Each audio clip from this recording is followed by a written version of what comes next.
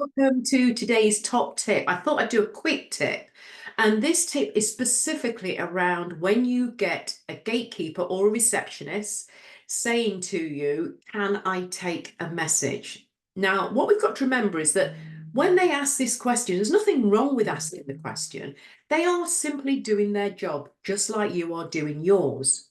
Now, what we've got to remember is that most decision makers have so many things to do that should we decide to leave a message, there are two mistakes that normally happen. One is that when we leave a message, there is no benefit included.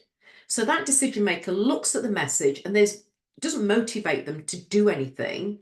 The second thing is that we don't put any deadlines in the message. So therefore, again, the decision maker looks, there's no priority, it blends in with all the other things they've got to do and they don't see it as urgent. So the strategy is this. I've always believed we're either moving closer to the opportunity we're trying to create or away from it.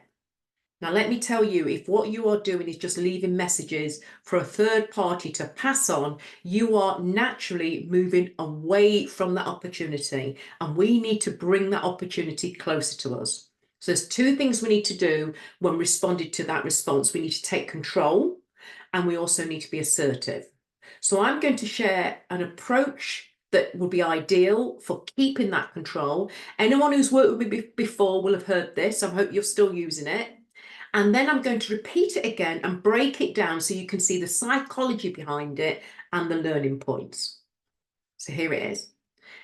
Can I take a message, please? So this is how we'd respond. Right, although I'm happy to leave a message, I would prefer to have a chat with Steve first. So when might be a better time to try him again later today? Now let's break that down. So by saying, although I can leave a message, or although I'm happy to leave a message, you are acknowledging what that gatekeeper said. It's good manners, active listening. The gatekeeper said to you at that time, let's say it's 9:30 in the morning and they say he's really busy.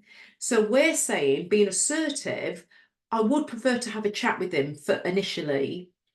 And that is you being assertive. You're saying, my objective was to call and speak to the right person, and that objective has not changed. So I prefer to have a chat with him first. Now, then when I say, so when will be a better time to call back later today, I'm also bearing in mind that this receptionist said at 9:30 was busy. I didn't leave it open and say, when will be a better time to call back? And the receptionist said, call back in 2 days. I'm saying today. This is in the same day. Alternatively, you might say, I appreciate he's busy. Is there anybody else in that department responsible for X, Y, Z that I could talk to? So you're still keeping that opportunity. And that's how you'd respond to that. Now, I'm a realist. That receptionist might turn around to you and go, no, you are better off giving us a message for whatever reason. So let's assume you leave a message with a benefit. That's another tip I'll do another day.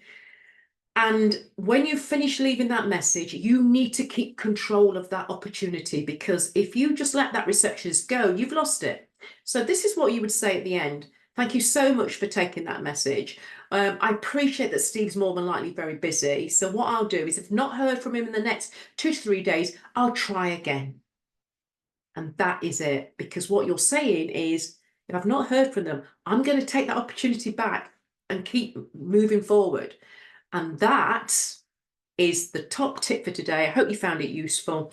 And if it resonates with you, try it. If it doesn't, then just pass it on to somebody that it might work with. So that's it. Have a great day. See you soon.